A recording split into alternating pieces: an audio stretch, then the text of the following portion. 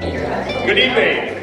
Thank you for coming, and welcome to Douglas School. It's our pleasure to host you this evening. My name is Christopher Whitlick, and I am the principal of Douglas School. This is Jenna Lorenaga. Jenna is our assistant principal. We think of Douglas as a very, very special place, and our job tonight is to help you understand why we think that way. And first and foremost, it starts with the teaching. And we are very proud of our teaching staff, who are all here tonight. If you would please stand up. So we would all like to welcome you to the Douglas School, and I would like to thank them for all the hard work that they put in.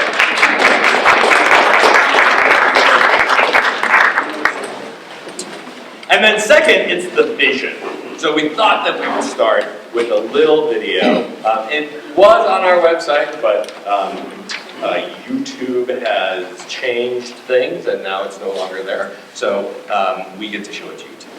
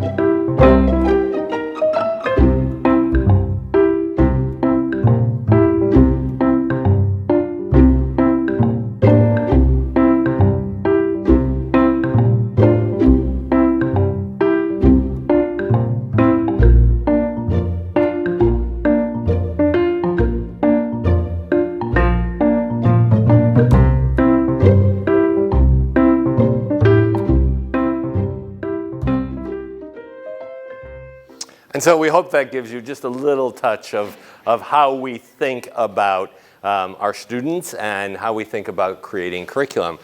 We've taken a tremendous amount of time to craft a vision that you can see throughout our whole school that explains why we're here and reminds us regularly why we're here. And it's all about the children. I'm going to hand this, hold on. Because we're on TV, we have to switch microphones here. Okay. Hi, and welcome to Douglas. We're so happy you're here tonight. One of the ways that we try to reach our vision is through following a program that addresses social emotional needs that is called Responsive Classroom. There are many components to it. The part that I'm going to speak to this evening is called the morning meeting. Every morning at 9 o'clock, if you were to walk through our halls, you would see every classroom engaging in a morning meeting. There are 4 parts to the morning meeting, each of which address one of the different words in our vision. When they begin, they enter with a memo. They learn a little bit about the day. Sometimes it's interactive, sometimes it's informational, but it's routine and they know what to expect. The next part is the greeting, where each child greets another child. The purpose in this is so that every child hears their own name spoken. They know they're valued, they know they matter, they know it's important that they're in school that day. From there, they move on and they play an activity or a game where they learn social rules like taking turns, making eye contact, being patient, being kind. And then it typically ends with a sharing, where they share something about themselves, which breaks down barriers and gets children to communicate and shows them what they have in common with one another so that they're able to relate to each other better, building the strongest culture that we possibly can. So if you pay really close attention to that morning meeting, you'll see lots of pieces of our vision come to life. There are lots of other parts to responsive classroom, but it would take too long to talk about them. And so as we think about how we meet our vision, one of the things that we do regularly is think about does our work meet this criteria?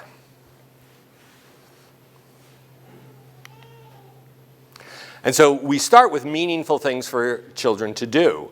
And some of those meaningful things may be something such as raising chickens, or building a full-size chicken coop out of pallets for those chickens so that they have somewhere to live with second graders. Not live with second graders, but second graders built the coop. Or rethinking what school might look like with bicycle parts in the classroom for movement. Or what does it really mean to be the change that you wish to see in the world, and how can you do that? We teach children to think critically, first and foremost. And that runs through our entire curriculum. So in math, we use some somewhat traditional curriculum, investigations and illustrative math, and that runs K through 6. And it really teaches children to think about mathematics in a very flexible way. Gone are the days of learning an algorithm and repeating it. There are very complex problems that even kindergartners are coming up with. Of course, we teach reading and writing, as all schools. And here, we're teaching reading and writing not just so children can do that, but also so that they can be critical members of society. And critical in both ways, very important, meaningful members, and to look at things critically. We want them to be able to craft arguments so that when they are 16 and want the car to go out at night, they can persuade you to do that. We want them to think about what their friends are doing and who their friends are, and to be able to communicate very clearly to anyone what their ideas are. And of course, part of our vision is bravery and wonder, and one of the best places to be wonderful and brave is in science. And we have outstanding science programs, not only that are created by the district, but our own parents, and potentially you, lead nature walks. And this is a parent-created program. It's a parent-trained program. And it is a marvelous time for parents to engage with children 3 times a year in almost every grade out in nature.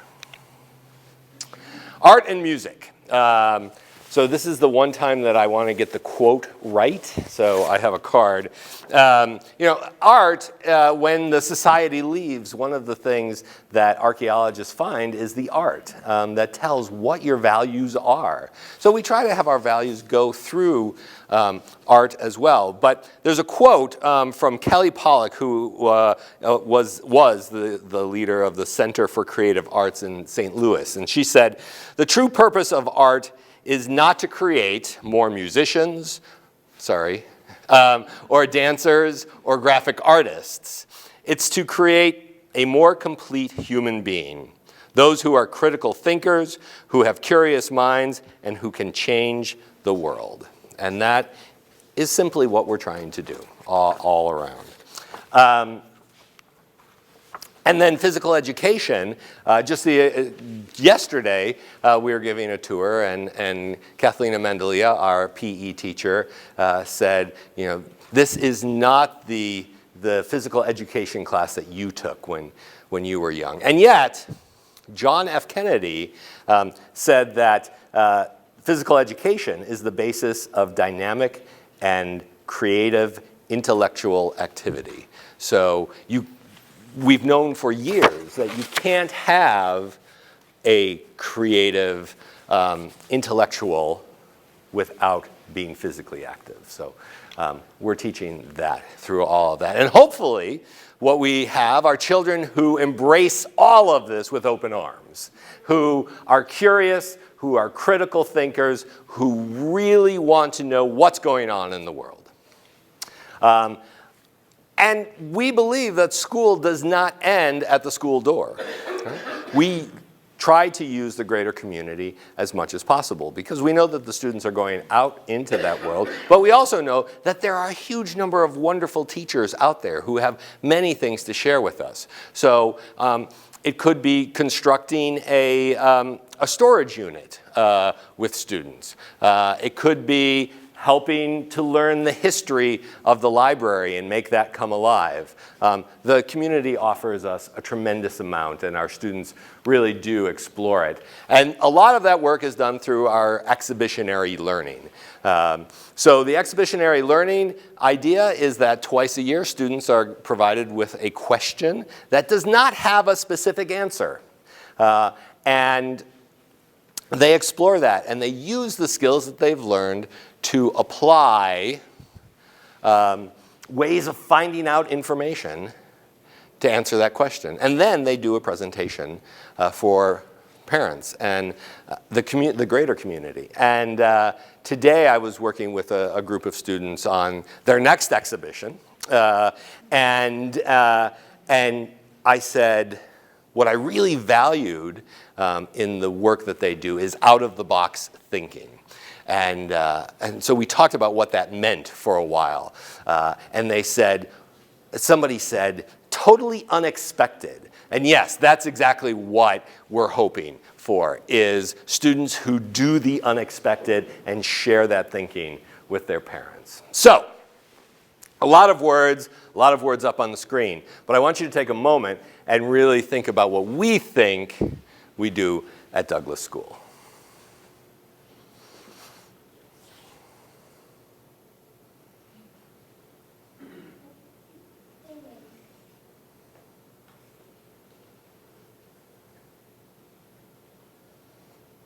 And so we think that this is why it's important that children come here for 7 years and that they can go to the junior high completely prepared, not only academically, but as members of a great society. And so before I leave you in the caring hands of our teachers, I just want to thank you for coming. I hope that tonight you may hear something that excites you about education, something that makes you wonder what it would be like for your child to be here, and maybe something that resonates with you. And if it does resonate, I hope that you take some time and continue the conversation some more before you make your decision. So thank you for coming. I'm going to open it up for questions in a second, but I want to let the teachers go back to their rooms so that they are ready for you. Are there any questions that we can answer before we let you down into the kindergarten? Yes? There is no planned looping. So occasionally what happens, and it happened this year, and it's happened several times, a teacher will move grades. And so this year, our 5th grade teacher filled a position that we had open in 6th grade. And so there was the opportunity for the students to move with him. What I do in that case, which is different than other schools that purposefully loop, is I will say to a parent, please let me know if you do not want to go. Because the majority of parents who come to Douglas School with their children don't sign up for looping. But that doesn't mean that it never happens. So, yeah, that's a great question. Yes? So 1 more year here and then new building shared? September 22. Yeah, 2 years. So as your children will be in 2nd grade, they'll start at a new school. I didn't spend much time talking about that tonight. I think people have heard a lot about the new school idea. If you have some specific questions, Mrs. Lareniga and I will be in the lobby, and we can answer those. We have some nice graphics of the school. I can tell you all about the heating and cooling system, more than every detail you want to know. Yeah.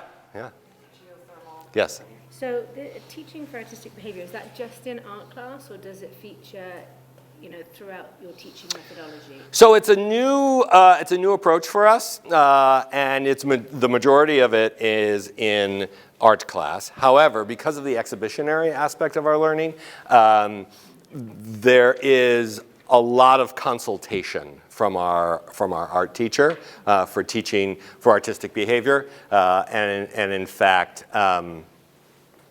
the third grade exhibition this year was around kindness, and they made stop motion videos that they learned about as an option in art class, and then some of them took that and did that as part of their communication. So, yeah.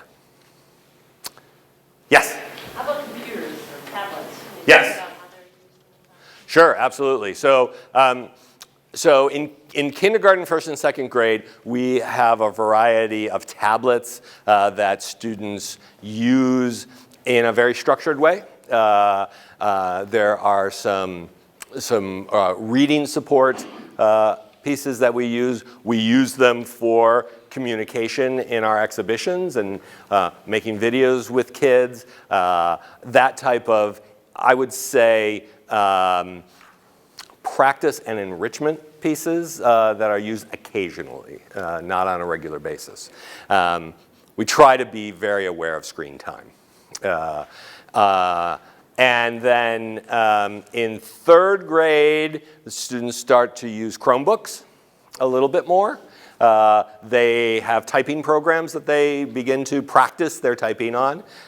Truthfully, most children develop their own style of typing that becomes highly efficient by the time that they're in high school. And it looks completely different than what the business schools would have had us do in the 60s. And then in fourth grade, we have one-to-one. A student is assigned a Chromebook, and they use that for a lot of their writing, a lot of research. We have some math curriculum that they do on that, and they begin to put together a portfolio of work that you can look at any time. It's actually marvelous. And then as they go on to high school, that just continues, and the teachers use that extensively. So I have a high school freshman and a college freshman, so I'm very familiar with the progress of students through Acton Boxborough. Yeah, 2 more questions, and then we're going to let you go. So I understand that Douglas discourages you. Can you have a little bit of detail on the approach? So we follow the district guidelines. So the district guidelines, and I think you'll find the same thing in all of the schools. K through 2, there is no homework. There are occasional family projects that everybody can engage in, and then in third and fourth grade, you get occasional homework. There may be a reflection on a book. There may be a piece of the exhibition that somebody's working on that comes home. And the idea is never to send home something that parents have to do with a child. So there were years where a large homework project would be to make a doll. Most children cannot make a complete doll at home, so it required a lot of parent work. And there were a lot of tears over this project. So we try to avoid things like that. In 5th and 6th grade, the district policy is that that students may have homework from Monday through Thursday. That varies within our 5th and 6th grade, and I would say that I don't discourage teachers from sending in homework. What I discourage is homework that is not building critical thinking or is not absolutely necessary for the learning or the work that's being done next day in class. Yes? Could you comment a little bit on the extended day, like in terms of where it is? And, Sure. does it mix everybody? So each school has their own extended day. So here at Douglas, we have an extended day that is run by our library director as well. So it's a staff member. And it begins every day.